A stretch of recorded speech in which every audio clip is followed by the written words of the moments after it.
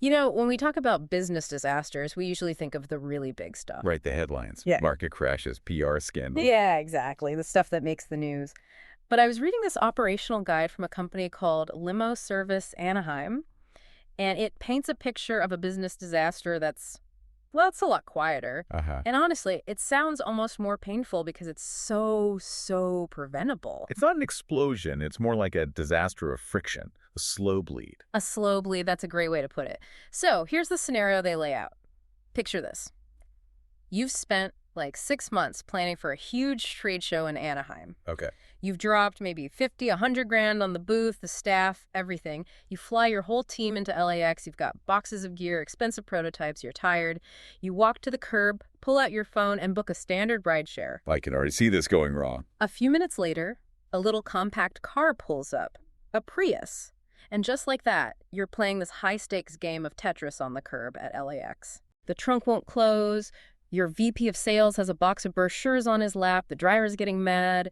And the morale of your whole team before you've even scanned a single badge is just shattered. It's the classic last mile problem. Yeah. We see it in supply chain logistics all the time. Getting a package from the warehouse to the door is the hardest part. Right. But for some reason, when it's about moving people, companies just treat it like an afterthought, a commodity.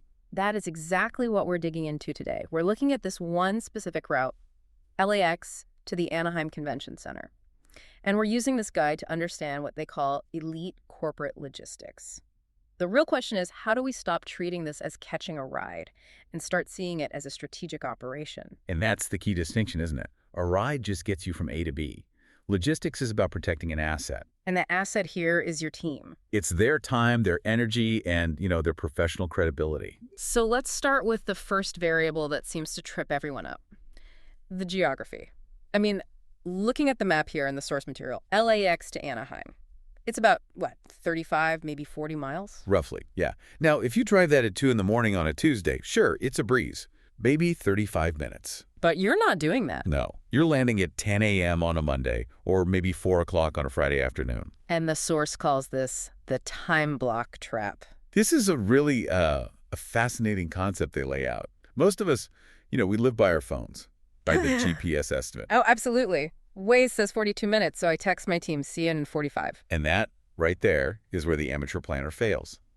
The guide argues that for this specific corridor in Southern California, you just can't use linear time. You have to use blocked time. Okay, unpack that. Because, linear time is how the world works. 60 miles an hour, for an hour you go 60 miles. In theory. But think about all the friction points. You land at LAX. First, you have to taxi on the runway, which can be a 20-minute tour of the airport right there. Right. Then there's the baggage claim lottery. Always a gamble. And then you have what's known as the terminal horseshoe. The horseshoe. The loop. The departures and arrivals levels at LAX. It's infamous. If traffic is bad, you can take a driver 30 minutes just to get from Terminal 1 to Terminal 7. Wow. So your app says the car is 5 minutes away. And maybe it is geographically, right, but chronologically, he could be an hour away, stuck in gridlock 3 terminals down. So the time block strategy is about admitting that the 35 miles on the freeway is like the least important number in the whole equation. Totally irrelevant. The real strategy is to build in buffers for the worst-case scenario at every single one of those friction points. So if you have a meeting at 1 o'clock and you land at 11... Novice thinks, great, 40-minute drive, plenty of time. Yeah. An operational pro sees a crisis waiting to happen. Because if just one thing goes wrong, the bag is late, the driver gets stuck, you miss that meeting. And at a trade show, missing that first meeting, it's not just about being late. It sends a signal to your partners. It says, I can't get my own operations together. And why should they trust you to manage their account? Exactly. You've burned credibility before you've even said hello. That's a huge cost for trying to save a few bucks on a car. It feels like we're just wired for optimism when it comes to travel. It's total optimism bias. Why?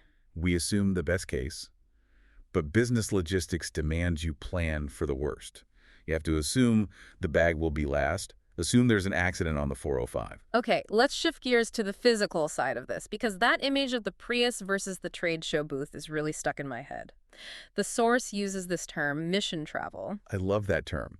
Sounds very, military, but it's so appropriate. So how is that different from just regular business travel? Regular business travel is just you, laptop bag, maybe a roller suitcase. You can fit in almost anything. Mission travel means you are deploying a team to do a job. You have equipment, pop-up banners, boxes of swag, those long, awkward tubes for the booth graphics. And probably big winter coats you don't need anymore if you flew in from somewhere cold. Exactly. The volume is completely different. And the guide points to vehicle size mismatch as the #1 friction point for teams using consumer apps. But the apps that you choose the car size, right? They ask how many seats you want, and that's the flaw. You see XL and this is seat 6. You think, great, there are 4 of us, plenty of room. Yeah. But that vehicle is designed for 6 people. It is not designed for 4 people, plus 6 hard-shell cases and a big graphics tube. So where does all the extra stuff go? It goes on your lap, goes under your feet. The guide actually calls it the lap of shame. The lap of shame? I love that. Can you imagine holding a heavy box of marketing materials on your knees for an hour in traffic on the 5 freeway? You get to the hotel, your legs are numb, your suit's all wrinkled. Is that how you want to walk into the lobby? Or what if it just physically doesn't fit? Now you're on the curb, trying to book a second car, splitting up the team. And the first driver is probably canceling on you because he's losing money waiting. It's chaos. The source is very clear. Hope is not a strategy. You have to assess the volume of your cargo, not just the head count. So what's the fix? Just order a bigger car. It's more about strategic selection. If you're just executives with briefcases, a luxury sedan is perfect. It's a quiet office to make calls. But if you're the setup team, you need a sprinter van or a big SUV. You book based on cubic feet, not seatbelts. It seems so obvious when you lay it out like that. Until you're standing on the curb, then it becomes the only thing that matters. Speaking of the curb, let's talk about LAX itself. The guide calls it a high-friction environment, which feels like a very polite way of saying it's complete madness. It's a high-stress environment, for sure. For anyone who hasn't been, LAX can be really confusing. The pickup zones change. There's the LAX lot for most ride shares now. Oh, the shuttle bus lot. I hate that. Exactly. You're dragging all your gear onto a crowded bus just to get to a parking lot where you can then wait for your car. Imagine doing that with your CEO. It's not a premium experience. No, not exactly elite logistics. And this is where professional service really shines. They can often bypass that friction, pick up curbside, but more importantly, they solve what the guide calls the lost traveler syndrome. Is that when you're just wandering around squinting at license plates? Yeah. You're tired, you're staring at this tiny picture of a silver Camry on your phone, trying to find it in a sea of other silver Camrys. It wastes so much time. And battery life. And this is the key technical difference. Professional services use flight monitoring. They aren't just waiting for your call. They're tracking the actual radar data for your plane. So they know I'm delayed before I even know I'm delayed. They know you're in a holding pattern. They know your gate change. So by the time you walk out that door, the driver is already positioned and coordinating with you. It removes the cognitive load of managing your own pickup. Cognitive load. I think that's the real theme here. You only have so much brain power in a day. 100%. It's a finite resource. And if I burn 15% of it just trying to find my Uber, that's 15% less I have for the actual client dinner that night. That's it. That's the ROI. You're not just paying for a car. You are paying to preserve your mental energy for the things that actually generate revenue. So the guide moves on from the airport, which I thought was interesting. Usually once I check into the hotel, I kind of stop thinking about logistics. And that's a huge mistake. Yeah. A convention is not a static event. Right. You're going back and forth to the convention center all day. Multiple times a day. And then there are dinners, client events. Each one is a trip. And the source calls this the consistency argument. Think about it. If you use on-demand apps for all of those little trips, you're rolling the dice 5 or 6 times a day. Will a car be there? Is it surge pricing? Does this new driver know where to go? And you're explaining the destination every single time. No, not the main entrance, the Marriott side entrance. Turn left here. Oh, no, you missed it. It is exhausting. With a dedicated service, that all disappears. The driver knows your schedule. You just get in the car. It becomes boring in a good way. Yes. Boredom is the goal in logistics. Excitement is bad. Excitement means something went wrong.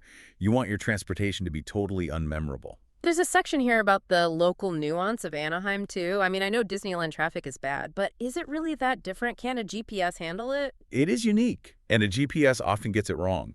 Anaheim is an event ecosystem. You've got the convention center, Disneyland, Angel Stadium, the Honda Center, all crammed together. So if there's a baseball game. The freeway exits change, the streets gridlock, and Disneyland has its own gravity. Traffic patterns shift based on park hours, fireworks, even employee shift changes. Wow. So a GPS might say take Catella Avenue, but a local driver knows that Catella's a parking lot because the fireworks just ended. Precisely. A professional who works that route knows the back ways. They know which convention center driveways actually open for setup. A rideshare driver who just came down from LA to chase a fare has no idea. He's just following the blue line on his phone right into a traffic jam. That's a great point. You're not just renting the car, you're renting the map inside the driver's head. Especially for these massive events where drop-off zones are constantly changing. Okay, so we're sold on the why. It saves time, it saves face, it prevents the lap of shame. But let's get tactical. The source has this operational checklist for booking this stuff correctly. I'm guessing I can't just call and say, I need a car. You can, but you won't get that elite result. You need to provide operational clarity. And what does that look like? It's all about the data points. The guide lists them out.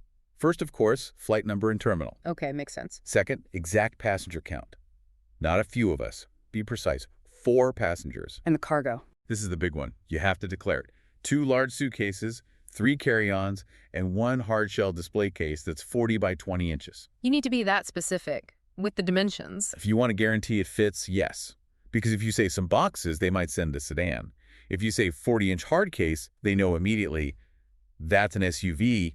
You're helping them help you. It's like filing a flight plan. It is. Mm-hmm. And then the itinerary. Is it just a one-way trip, or are there dinners every night? If they know up front, they can often assign you the same driver for the whole week. Oh, that's a nice touch. It's huge. Okay. By day 2, that driver knows your schedule, knows how you like the temperature. It goes from a taxi to a personal assistant. There's one last tip in here that I think is probably the most overlooked part of any trip. The ride home.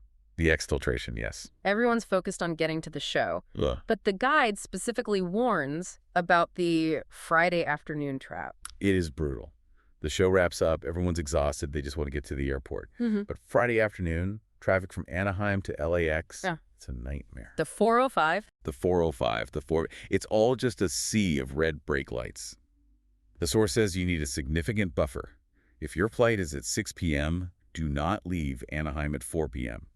You will miss that flight. And missing a flight after a week at a trade show is just the ultimate morale killer. It is the worst way to end a successful trip. You got all the leads, and now you're sleeping on a bench at LAX because you didn't respect the traffic. So the advice is just to pad the return trip. Aggressively. Or, plan a dinner near the airport. Don't even try to fight rush hour.